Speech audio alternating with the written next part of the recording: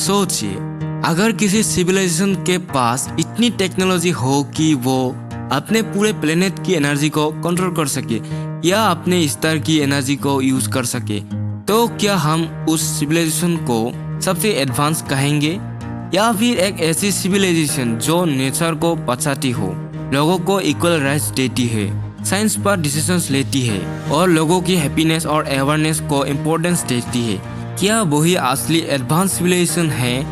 आज हम कंपेयर करेंगे दो अलग सोच को, कार्डिसेप स्केल और नीलावरण स्केल, और जानेंगे क्या कार्डिसेप स्केल सिविलाइजेशन को मेजर करने का सही सिस्टम है। कार्डिसेप स्केल क्या है? 1964 में सोवियत एस्ट्रोफिजिस्ट निकोलाई कार्डिसेप ने एक स्केल प्रपोज किया था।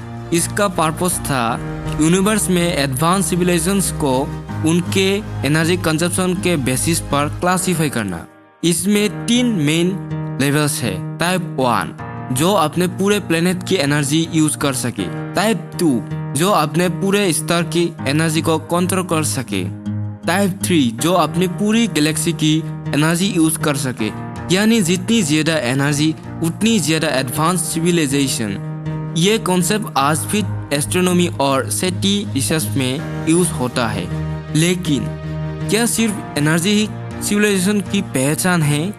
कार्डिसेप स्केल के लिमिटेशन। सोचिए, पहली सिविलाइजेशन के पास अनलिमिटेड एनर्जी है, लेकिन वार चल रहे हैं, पॉल्यूशन बहुत ज्यादा है, ह्यूमन राइट्स वीक है, नेचर डिस्ट्रॉय हो रही है, मेंटल हेल्थ खराब है।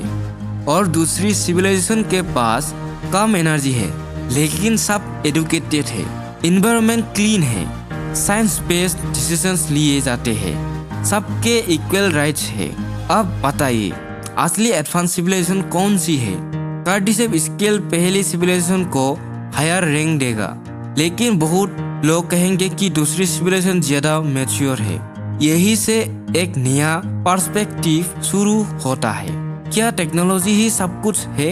हिस्टोरी बताती है टेक्नोलॉजी ने दुनिया को बेहतर भी बनाया है और डेंजरस भी। हमने हॉस्पिटल्स बनाए, इंटरनेट बनाए, स्पेसक्राफ्ट बनाए, लेकिन न्यूक्लियर वेपन्स भी बनाए, पॉल्यूशन भी बढ़ाया और वार को भी पावरफुल बनाया।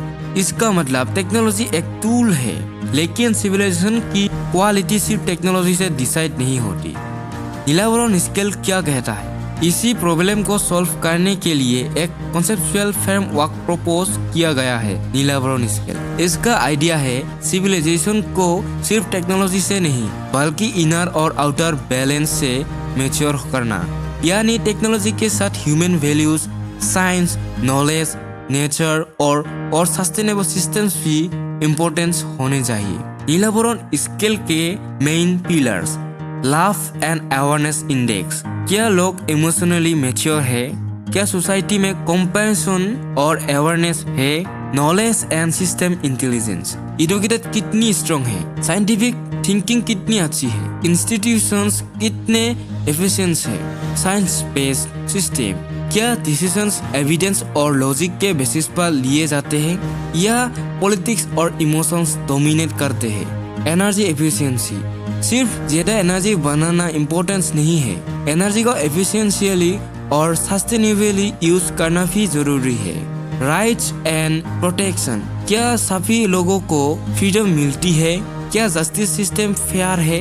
कॉन्शियस कंजप्शन, क्या सोसाइटी रिसोर्सेज को रिस्पॉन्सिबली यूज करती है या अननेसेसरी वेस्ट करती है? सबसे बड़ा डिफरेंस, कार्डिसेप स्केल पूछता है तुम कितनी एनर्जी यूज करते हो, नीलावरण स्केल पूछता है तुम अपनी टेक्नोलॉजी और एनर्जी का यूज किस पर्पस के लिए करते हो। यही दोनों अप्रोचेस का सबसे बड़ा डिफरेंस है। एग्जाम्पल, सोचिए एक सिविलाइजेशन टाइप 2 बन गई, उसके पास स्टार की एनर्जी है, लेकिन वार भी खत्म नहीं होते, एनवायरनमेंट डिस्ट्रॉय हो चुका है और लोग खुश नहीं हैं। कार्डिसेप स्केल के हिसाब से वो बहुत एडवांस सिविलाइजेशन होगी, लेकिन नीलावरण स्केल के हिसाब से उसका सिविलाइजेशन स्कोर लो हो चुका है क्योंकि उसके पास बैलेंस नहीं है। क्या नीलावरण स्केल कार्डिसेप स्केल को रिप्लेस कर सकता है? इसका आंसर सिंपल नहीं है। दोनों अलग क्वेश्चंस का आंसर देते हैं।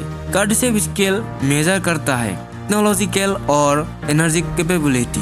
नीलावरण स्केल का प्रपोज्ड ऑब्जेक्टिव है ओवरऑल सिविलाइजेशन बैलेंस, सस्टेनेबिलिटी और ह्यूमन डेवलपमेंट को एवोल्यूट करना। अगर फ्यूचर में नीलावरण जैसे फ्रेमवर्क को क्लियर डिफिनेशंस, मेजरेबल इंडिकेटर्स और साइंटिफिक वैलिडेशन के साथ डेवलप किया जाए तो ये सिविलाइजेशन स्टडीज में एक नया पर्सपेक्टिव दे सकती है।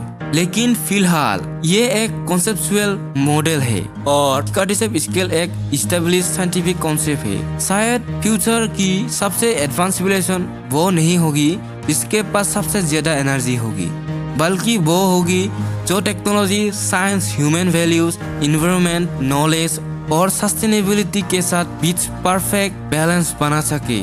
तो आप क्या सोचते हैं?